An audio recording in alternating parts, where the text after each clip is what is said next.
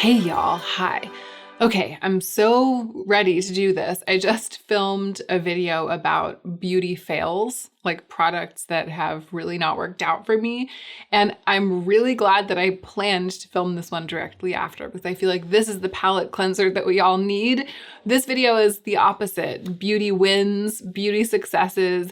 This is a handful of products that are new to me for a variety of reasons. Some of them were sent in PR, and at least one I purchased myself. No, more than one I purchased myself. Many of them I purchased myself. A handful of products that are great, things that I just think are smash hits and that I've been loving lately.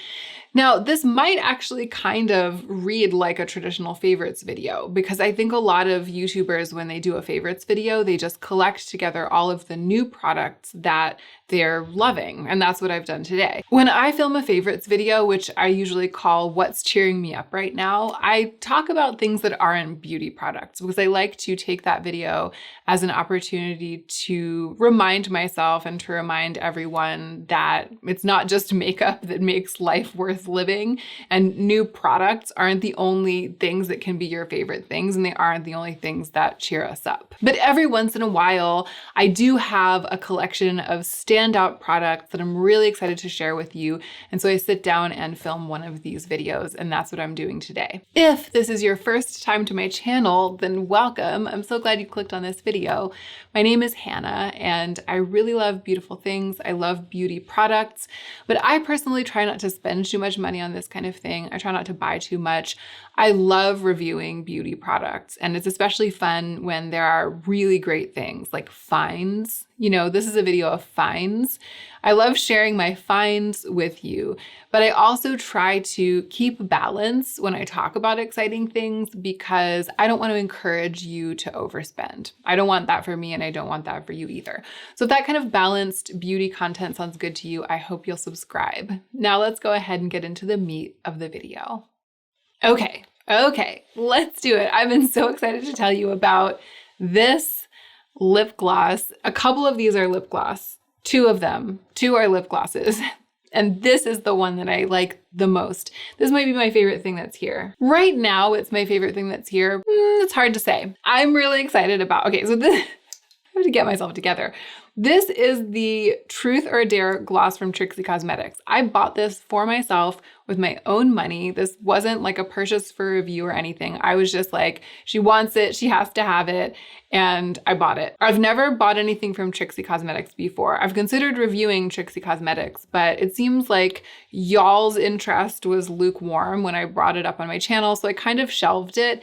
But then she released this gloss, a sheer taupe sparkly lip gloss. I love Trixie. If you don't know who Trixie Mattel is, she's a world famous drag queen with a passion for makeup artistry, and I love her. But this isn't my personal aesthetic. You know what I mean? I'm more of like a Victoria Beckham beauty packaging type of person. Tom Ford, maybe. When it comes to things that really like light the fire in my belly, you know, the things that I'm like, oh, I love it so, so much. It's the Gucci palette. It's Pat McGrath. It's not this like Polly Pocket business. But I understand it as an extension of Trixie. This is her brand and it makes total sense to me. To be frank, I couldn't care less about the packaging in this case. It's not like it repels me. You know what I mean? I see it on my vanity and I'm like, oh, Trixie. In this case, all I care about is the stuff that's inside. There's a swatch, but you know, who needs a swatch when I'm actually wearing it on my lips? I will say when I first put this on, it's a bit much, and I will do that for you now. I'll like apply it a thick layer all over. I feel like I'm kind of low in the frame. My bun is out of frame now, but I feel like that's more. Sometimes I get the footage back and I'm like way down here. So that's kind of a lot, right? I mean, it's got the 90s grunge quality, but because it's sheer taupe and sparkly, with this thick application, I feel like it can look a little bit frosty. Like the sparkle can develop a little bit of a frostiness, and it's not quite the thing for me. Also, it's not a super thin slick gloss. It's not incredibly goopy, but it's kind of in between. I don't know if you can hear, but talking with it with the mic when it's applied this thickly, it doesn't really work because you get those little pops and you get a little bit, maybe if I put it on Maybe if I put it on and then like let it settle and let it warm up at this thickness, it would be okay. But every time I have worn it, especially for filming, I've put it on and then just, oh, actually that was kind of, I was about to say blotted it gently, but I feel like I blotted it kind of aggressively there. This is the opacity at which I like to wear it. It's like a thin glaze of the product on my lips rather than a thick layer, like a dripping layer of gloss. I like this better for the look. Like I love this color of gloss, the way that it's looking and the level of shine. And I also like it better for the way that it feels. I really love, like when it's at this sort of thin glaze thickness, it feels really good. It's nice and nourishing, smells like vanilla. It's lovely. The formula is, I don't know. When I first got it and I put it on, I loved the way that it looks. I mean, I don't know if I've ever been this passionate about a lip gloss. It's like the color and the sheen, the combination of the color and the sheen. And I love what it does to looks, to makeup looks. Like I love what it adds without being too heavy-handed. It adds a little bit of grunge. It adds a little bit of depth, but without looking vampy on me, because that's a big thing. Almost all even remotely deep lip colors of any kind end up looking vampy on me because I'm so pale. This doesn't do that. It's like it gives me everything without taking anything away from me. But when I first applied it, I felt like it didn't wear all that well over time, in that it did pick up a little bit of like the layer of dry skin on my lips. It did get a little bit goopy, maybe because I'd put too much on. And I was going to come on camera and beg you all for recommendations for a gloss this exact color in a different formula, like maybe like a more high-end formula. I was basically gonna be like, I finally found my dream lip gloss color. Does anyone know if any fancy brands with like really nourishing, amazing ingredients and impeccable formulas and really luxurious packaging, do any brands like that make a gloss that's like this exact color? Which I'm still curious about. If you have seen me swatching and applying this and you're like, oh, that's exactly like XYZ fancy brand with a nourishing, impeccable formula, by all means, let me know in the comments down below. But the formula has grown on me over time. I think because I've learned how to apply like the thin layer that I like. And you know, sometimes if your lips are kind of dry, when you first apply any kind of emollient product, the first application of that product will kind of like exfoliate your lips and you'll end up having to wipe away some dead skin. And then when you go back in with it the second time, it's not like that. And that has been the case with this. So at this point, even if I found an alternative, it's not like I would want to replace this because I love it. I love everything about it. I'm even growing to love the little Polly Pocket aesthetic. Thanks, Trixie. It almost feels like there's a little bit of blue in the I think there might be, like the shimmer reflects just a teeny bit blue. And it's just so hard to pull that kind of thing off. It's traditionally been really hard for me with my complexion. For some reason, the combination, the balance of the colors in this, it works. And I just love it. Aw, I haven't given you a close-up of Smidge in a long time, so I'm gonna bring her over here. She's been in the background of so many videos. You're not into it? She's been in the background of so many videos and I haven't wanted to disturb her sleeping. But then in the comments, people are like, where's the close-up of Smidge? We need to see Smidge. She really wants to get down. Where were we? Oh, the other lip gloss. Okay, Chantecaille sent some PR to me. I think that they're having a sale or something. I can't remember all of the details, but they sent me like a code. Smidge is eating loudly. Forgive us. Anyway, I haven't had that much time with the makeup. So I'm going to maybe not do a full Chantecaille dedicated review, but maybe the next time I do like a trying new makeup or something, I'll use all of the products that they sent. And so I can give you more thorough review. So at this stage, because the box just arrived, I can't be like, I really recommend shopping the Chantecaille sale, which of course I don't recommend doing unless you have it in your budget and there are things that you know that you'll get a lot of good use out of. It's very, very expensive makeup. But if for some reason there's like a Chantecaille thing on your list of things to buy, your wish list, or you want to buy something for someone for a gift, I think I have a code. I think they've sent me a discount code that will work, like give you early access to their sale or like an extra discount on the sale. I can't remember. The details will be in the description box down below. Anyway, so far, this is the product that I have used the most and gotten to know the best, and it has really impressed me. But do I want to take the Trixie gloss off to put this on? I don't think that I do. I'm just going to tell you what I love about it. It's the Chantecaille gloss in the shade Modern. Online, it looked like kind of a clear beige. In person, it's sort of got a little bit of pearl, almost like a little bit of pink and gold pearl. And it has this brush tip applicator, which I didn't know if I would like, and I was very curious about. Sorry, this is like the clumsiest swatch ever. But you know, it looks just like, what is a swatch of a clear gloss? You know what I mean? Like, it looks just like you would expect it to. It's not crystal clear, but it's just gonna be like a lovely, slightly tinted clear gloss with a little bit of kind of murky shimmer, which I quite like. I mean, the balance of like the shimmers and the pigment, little bit of pigment, is lovely. And I really do like that about it. It's one of the things I really like about it. But that's not the thing that sets it apart, right? That's not the thing that made me put it into this video.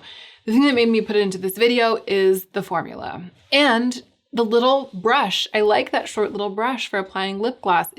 It makes it feel like it's a cross between a gloss and a nourishing treatment, kind of, you know, and it makes it feel special. It makes it feel different. It makes it feel like it's not like other glosses. Weirdly, it's a combination of the little brush and the color. I find it really easy to overline with. And when I wear it, I paint like an inch of, not an inch, but I paint like a 1/4 inch of product up onto my upper lip because I feel like that look, this is what I actually really like about it. Now we're really getting into it. You know that look where you've slathered like a bunch of chapstick on your lips because they're chapped? And so you've put product outside your lip line and your lips are a little bit like my lips are so wind whipped because I've been skiing or making out with people or something. So like my lips are like rough and chapped. And so I've got to slather a treatment all over and I'm going to get it up to here and down to here. I just feel like that's kind of a sexy look. The like liberally applied lip treatment on wind whipped chapped lips look. And this, something about it encourages me to apply it in that way. And that's how I kind of feel when I have it on. I'm like, my lips are chapped and I had to slather this Chantecaille gloss balm all over them. And then it feels good. It isn't so thin. Based on the reviews, because I was reading some reviews, sometimes when I know that I'm going to be testing a product, I like to go read all the reviews, like the customer reviews, not like influencer reviews, to see what people say. Based on the reviews, everyone's like, it's so non-sticky, it's the best gloss ever. I was kind of expecting it to be really thin, almost like a slightly beefy lip oil. And it's not like that. It's definitely a gloss. It has some body to it. And so it doesn't have that total lack of stickiness, that complete non-sticky, almost slippery feeling that lip oils will have. But as glosses go, it's not a sticky one. It's not sticking together. It's less sticky even than the one from Trixie Cosmetics. So it wears very elegantly and then, you know, it looks beautiful. I think it's lovely. It looks like a little tiny bit of something in addition to just clear, glossy shine. It's probably like the whole package, the combination of knowing that the ingredients are good and that it's healthy for the lips and nourishing, and the pleasurable fussiness of painting it on with a little brush, and the fact that it's Chantecaille and it has the mystique of the luxury experience attached to it. It's all of that together. And some of that holds water and some doesn't, right? And some of that is relevant to you probably and some isn't, or maybe none of it is relevant to you. So it's definitely, you have to take it with a grain of salt. I feel like for any kind of luxury product like this that has that mystique attached to it, you have to take it with a grain of salt because some of the pleasure in using a thing like this is the pleasure that one takes in that. So it's a combination of factors, but whatever they are, they're combining to make me really love using this gloss. And it's been a struggle. It's been the battle of the glosses that I really like every morning for the past couple of weeks. It's like pew, pew, pew, pew, pew, pew, pew, pew, pew, pew. But whichever one wins out, I'm looking good and feeling gorgeous. At least my lips are. What's going on with my shirt? Okay, let's move on to something really interesting and different and that I haven't seen anyone talking about and I haven't heard of anywhere. I just saw an Instagram ad for it, and then I was like, I'm gonna get that and review it. I didn't get this with my budget for self-sponsored review though. I bought this with my own money. I bought it for myself, but I was definitely motivated by knowing that I would be able to review it on YouTube when I bought it. But I'm telling you that I bought it for myself so that you know that I was attracted enough to the premise to spend my own money on it and buy it. And I was hopeful enough that it would be something that would work out for me that I did that. I didn't bother with my self-sponsored review budget. I was just like, oh yeah, I think I really want to buy that. And then we'll see how it goes. And I'll talk about it on YouTube at some point. It is the Madame Lemy powder deodorant. Isn't that cool? Look at it. So this product is marketed as a natural deodorant. It's by a small independent brand. I say it's marketed as a natural deodorant because it's just a powder. It's like a scented powder that one can use as a deodorant. So we just looked up the ingredients, and it looks like the ingredients are Himalayan salt, baking soda, arrowroot powder, cornstarch, lavender, rose, and lime or lemon. And I think that lavender, rose, and lime, lemon, those are like the 3 scents. So it's scented with rose, the one that I got, and it does smell pretty strongly of natural rose fragrance, and the fragrance is natural, right? It's not like artificial fragrance. So that's why lavender, rose, and lime and lemon are on the list of the ingredients that they use. So it's aluminum-free, talc-free, paraben-free, phthalate-free, no artificial fragrance, vegan, cruelty-free. And I think that part of why the woman who started this brand started it was because of a desire to make like a deodorizing product that was free of all of those things. But also, clearly, she was driven by the vision of this like vintage style powder deodorant product, which can also be used in other ways. Now, I do use natural deodorant. I switched from antiperspirant a really long time ago, and I was curious to see whether this would work just as a deodorant on my underarms because I am a pretty sweaty person and I do have like a dampness under my arms. Like dampness on my body is like one of the things that I'm combating. So the idea of a powder that I could like powder under my arm was very appealing. So when it first arrived, the next morning, I powdered under my arms, and a couple of hours later, I could smell my sweat.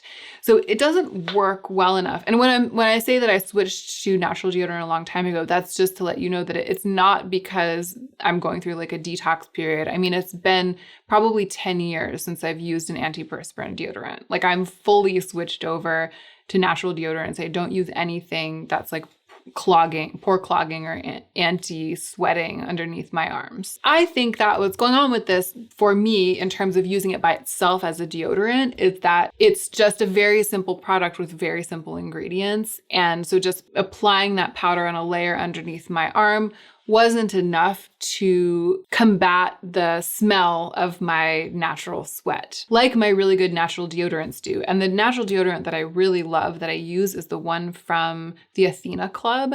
I have the grapefruit one and the scent number 2, and I love both of them. And I'll try to remember to link the Athena Club down below because I really, really love that deodorant. So I determined pretty quickly that this wasn't going to work just as a replacement for deodorant. But the way that I've been using it is in addition to my stick deodorant. So most mornings I apply my stick deodorant and then I take this powder puff and, you know, the product is, there's quite a lot of it under here. And it has this paper sieve in it. So I'll like shake it so that the product goes onto the puff through the sieve. And then I'll pat it all over my underarm on top of the other deodorant. And it kind of like sets it and makes it less damp and makes the other parts of my body, like sometimes my underarms and just like under the side of my body will just get kind of damp with sweat, even with the deodorant keeping the smell in check. And with this, I've just been much drier and smoother under my arms.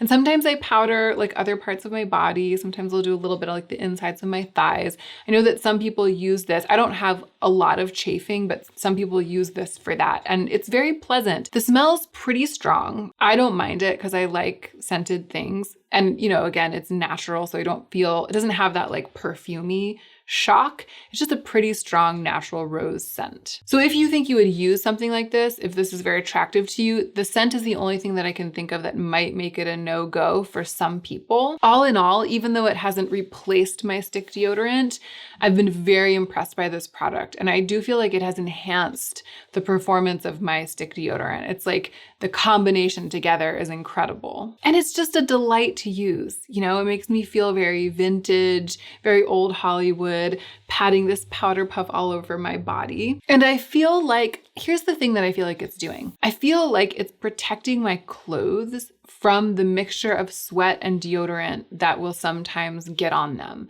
So even though if I put on a lot of this powder and then I put on like a shirt or something, some of the powder, I haven't noticed the powder on anything though. I haven't noticed like white residue or anything. So this isn't something I've observed. I'm just assuming because I've like powdered my arm that some powder is transferring or ending up possibly on the clothes. It's so mild and there's so few ingredients and it's just a little powder and it washes away so easily and cleanly. And I feel like that's preferable. Like the layer of powder between my skin and my clothes is preferable to having my clothes like stick to the deodorant and the sweat, and then sometimes having that mixture kind of like get ground into the underarms of my shirts and sweaters and stuff like that. I hope that that one makes sense and two isn't too gross and weird for people. If you're not a very sweaty person and you're out there, you're probably like, gross, people have to deal with this weird sweaty stuff. And yeah, but if you are a very sweaty person, then you get it. I think of this as like a treat. You know what I mean? I think of deodorant as a staple product, a necessity. And this, it doesn't necessarily feel that way to me, and I don't use it every single day. As just like a delightful thing to have in my routine, it's really, really knocked it out of the park for me. When I first ordered it, it took like 2 months to get here. I think that because the company is so small, at least at the time, the production process flow was like in fits and starts. So I think that they would like stock everything and then it would all sell out and then it would be out of stock for a really long time. And during that time, you could place a pre-order, but your order wouldn't ship until it got back in stock. I'm not sure that's still what's going on, but I just want to give you that caveat in case this is something you've been waiting for your whole life like me and you get really excited and you go to order one. Just double check on like the shipping times and make sure that everything's in stock so that you won't be disappointed. But that and the strong scent, those are the only caveats I can think of. It's just a really cool product. When I use it up, I think I'll probably repurchase it, although it will take a long time to use up because there's a lot of powder in there. But I think that I'll repurchase it and I think I might try a different scent. I think I might try lavender next. Okay, let's talk about this e.l.f. mascara, but only briefly because I think I talked about it a lot in the video that was sponsored by e.l.f. where I did like a full face of e.l.f. and this was the mascara I used.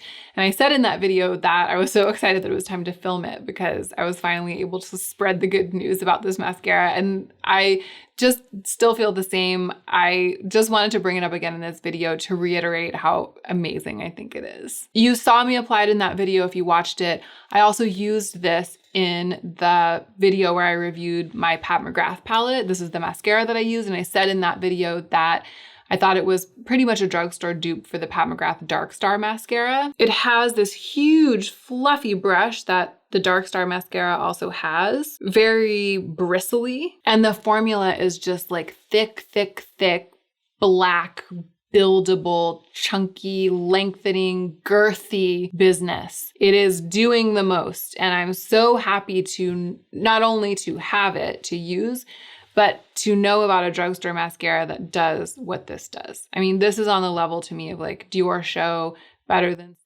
for sure. But the one that it really reminds me of is Dark Star. It's very impressive and it's been a delight to use it. It's not what I have on my lashes today because I'm testing the Chantecaille mascara. Maybe I'll do like a comparison of the two because the Chantecaille one's pretty good, but I think it would be funny because it's like $75.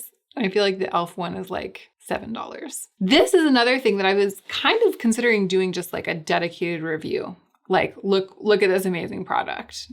basically. This I also bought, I can't remember. I bought it for review, technically, but I might have also just paid for it with my own money because it was just a couple of dollars. I think it was around $5 or something. I found out about this, and I'll tell you quickly what it is. It's the Anatato Brow Styling Soap, colorless and durable. So it's just, you know, a classic soap brows kit in a tin. Opens and closes kind of like a, you know, it's kind of like a sardine tin.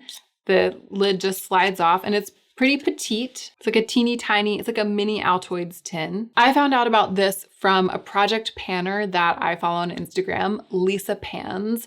I'll link her account down below. She's absolutely lovely. I was looking at some of her pictures one day, and in one of the pictures, her brows just looked so amazing, like so good. And I immediately checked to see what was in her brows, and it was this. It said Anatato brow wax, and I'd never heard of it. I searched it and it came up as being something that only cost $5. So I immediately got it. I think I just, again, spent my own money on it, but I definitely was like getting it to review on YouTube. Come to think of it, maybe I should be reimbursed from my budget for self-sponsored review. But actually, I'm not mad because now that it's here, I would gladly pay $5 of my money for this.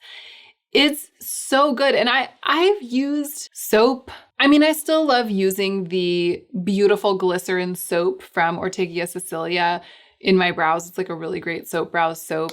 I've used the Patrick Ta brow wax. I've used the Jason Wu brow wax. I've used the NYX brow glue. I've most lately been using the Refi brow gel, which has been very impressive, very strong hold. And this is just, the hold is just so strong that, and if you don't know how soap brows work, let me tell you, it's this little clear set. It's, you know, basically like soap set in here. You spray a little spray in, you work it up with a spoolie, then you brush it into your brows and put them in place. With most soap, it's like I work up a ton of gunk and get it in. It's almost like laminating my brows full of soap. With this, I work it up, and as soon as I start putting in my brows, it coats every hair, and then every hair is like a wire. And if I put too much in it and then I laminate it down, there's no going back. It's so strong, it like sticks them down. And if I try to get the hairs picked back up again and move them around, you can't. They just are like stuck, which is great because, like, for example, today what I did, I just put a little bit in. I tried to keep them fluffy. I don't know if you can see from that distance, but it's like they're still fluffy. Like, they're not laminated to my skin. They're still fluffing off of my face, but they're being held in place. They're bushy. They're not falling like a sad souffle, which is what my brows usually do unless they're laminated in place. So I guess what I'm getting at is that I like soap brows because soap does effectively laminate my brows in place and then they stay fluffed up. And I like the brow gels that I've used, like the Refi brow gel, because I can use it for a Refi. I'm sorry, I've never stopped calling it the Refi brow gel. The Refi brow gel, I can laminate my brows in place, or I can kind of get a slightly more loose hold like this. But this is like the perfect combination, able to give me a fluffy brow that stays in place completely without that lamination. Or if I want to laminate them, I can, and I can actually show you. So if I like press, it's not working quite as well right now because the product has been in my brows for several hours, so it's, you know, completely set. If I really wanted to, I could re-wet it, like I could wet the spoolie and wet it again and then like manipulate them, laminate them. But you kind of get the idea. I like the bushy look a little bit better. Like I loved the way my brows looked before I did what I did just now. And this is fine too. But yeah, it's kind of hard to take them back from being so stuck to my skin just because it's so super gluey. So I've been using this in my brows for like a week and a half at this point, and I like it so much. But I think that I've realized that I'm kind of a brow, because I love a bushy brow and a sculpted brow and a laminated brow, and because I have pretty stubborn brows, I am kind of a brow flirt. I'm kind of a fickle pickle when it comes to brow products. I always feel like the most recent stronghold brow product that I've discovered is the greatest one. And I do know that the Refi brow gel was like universally well received. Like I'm not the only person who's been over here like, this is the greatest thing, this is amazing. Like it is definitely one of the best things I've tried this year, and I still love it. But I'm really excited about this partly because it's new and also just because the performance has blown me out of the water. And it's so inexpensive. The thing about refi is like it's $25 or something for one tube of that. And I don't know how long it's going to last. But soap brows kits last forever. And this one's super inexpensive. So it's just a way, way, way more budget-friendly option. And I feel like I can kind of trade off. You know, I can use this sometimes and make the refi last a lot longer. Okay, let's talk about this last thing, which is hilariously not actually something that I've been using. It's Joe's blow dryer, but it was sent to me in PR. I don't own a hair dryer. I pretty much never use hot tools on my hair. I have a little curling iron that I sometimes use, but for the most part, I just air dry my hair. I wash it like once every week and I air dry it and then that's it. But Joe was expressing a desire to try using a hair dryer. He has pretty thick hair and kind of a lot of it. He was just thinking that mornings would be more comfortable, especially moving into the colder months, if he could just give his hair a quick blow dry after getting out of the shower. So I was keeping an eye out for a while, and then I was really excited when Blowpro wanted to send this one to me. It's been here for a while, and Joe's been using it every morning, and he's been absolutely loving it. Like, he loves it. And he doesn't care that it's like all kissy face like this. It also has like a thing that you can stick onto the front. I don't know what it's for. I think it's to direct the stream of air to be more targeted, and it looks like a pair of lips. It probably isn't the print we would have chosen if we were buying our own hair dryer, but beggars can't be choosers, right? Like, we weren't going to turn our nose up at a free, I think it's like a high-end hair dryer. And Joe has been absolutely loving it. He has never had a blow dryer before. He's never blow dried his hair before. So, you know, that's the caveat. It's like any blow dryer was going to be better than none, and any blow dryer was going to impress him. But he's also a pretty critical consumer. And I asked him, I basically like grilled him about it a couple of days ago because I was like, I'm going to talk about the blow dryer. Tell me, like, is there anything wrong with it? Is there anything awkward about it? And he went through and told me how it's been using it. And it was like a rave review. Everything that could be an issue with a blow dryer, like, you know, it doesn't get hot enough. It gets too hot. It doesn't blow air fast enough. It blows air too fast. The buttons are inconvenient. It's got too many buttons. It doesn't have enough buttons. Like, I mean, I don't know. I've never owned a blow dryer, so I don't really know what the issues might be. The cord's not long enough. This one has a particularly long cord. It's actually something that I've noticed about it in the bathroom. It's cord snaking everywhere. According to Joe, it's absolutely marvelous and he couldn't be happier with it. I mean, maybe he would be a little bit happier with it if it were all black or taupe or something instead of being kissy face color. But in terms of its functionality, he had high praise. I wanted to throw it in here because I really appreciate Blowpro for being willing to send it along. Joe's gotten a lot of use out of it, and it's definitely added value to our lives. So that's it. Those are 6 beauty products that have been total smash hits for me lately. The 2 lip glosses, the Madame Lemy powder deodorant, the e.l.f. mascara, the Anatato soap brows kit, and this ridiculous Blowpro hair dryer. I wanted to pick 6 products to kind of act as foils to the 6 products that have been terrible lately, the 6 fails in the video that I just filmed. You win some, you lose some. Am I right? Behind every cloud is a silver lining, if you know what I mean. Behind every lip gloss disaster is a lip gloss triumph. Now, in the other video, in the fails video, I asked you to tell me in the comments if you have had any recent beauty fails. And in this video, I'm going to ask the relevant question to this video. Let me know what would be on your list if you were me, if you were sitting down to film a video like this. What are the beauty products that have been your smash hits lately? Even just if there's one that has really, really impressed you. I would love to know about that in the comment section down below. And I hope that you are remembering to take extra good care of yourself today so that you can be the most effective version of yourself as you do your work in the world.